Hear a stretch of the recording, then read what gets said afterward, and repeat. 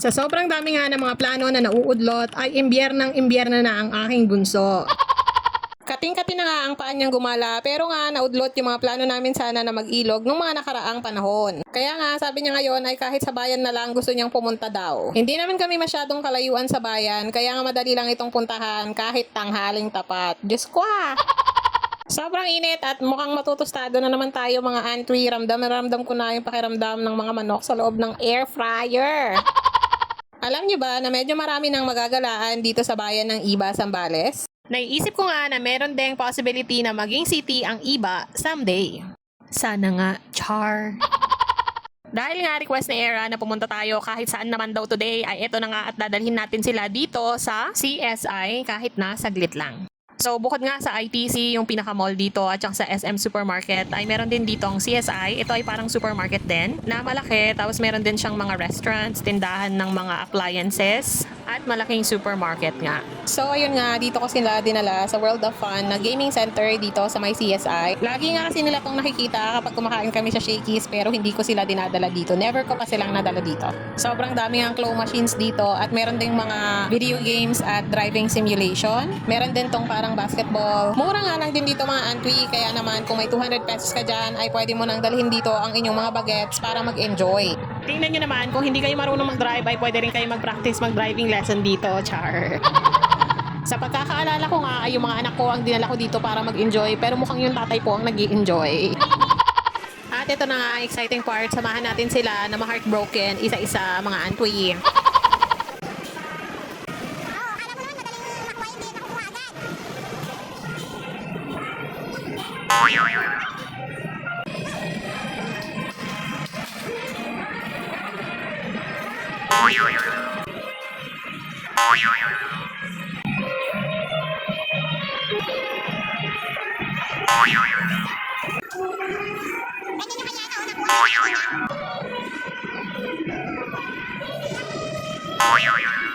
Finally ay nawala na nga sila ng pag-asa na makakuha talaga sa claw machine ng prize.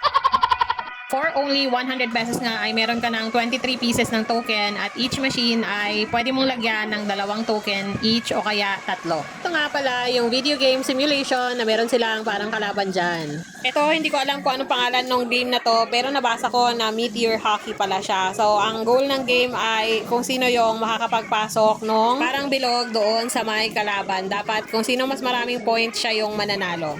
Nakat ko nga naka-fast forward yung mga ibang video kaya naman mabilis lang pero sa totoo ay inabot din kami dyan ng kulang-kulang 1 oras mga antwi. Well, okay lang din naman kasi naman kahit naboboring nga ako masaya naman yung mga anak ko, 'di ba? Yun naman ang mahalaga. At hindi lang pala yung mga anak ko ang nag-i-enjoy kundi pati yung asawa ko na rin, di sobrang saya niya na din, 'di ba? Parang healing his inner child na din, char. Nakakatawa nga dahil dito sa Iba, meron nga mga ganitong palaruan kaya kung naboboring yung mga anak nyo sa bakasyon ay pwede nyo silang dalhin dito. Kahit meron na kayong 100 pesos ay pwede na mag-enjoy na rin sila at halos lahat ng mga game machines dito ay matatry na nila.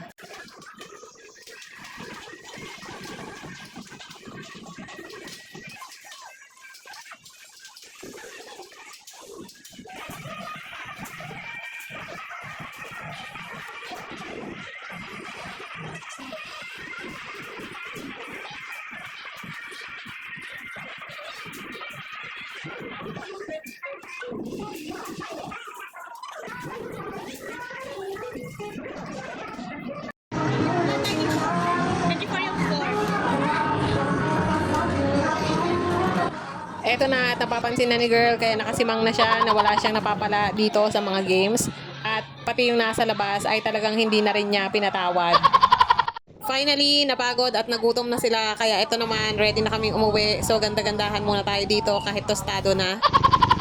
Drive-thru nga muna tayo at mag-take out tayo ng chicken kasi nga mas komportable naman talaga kumain sa bahay tapos only rice pa.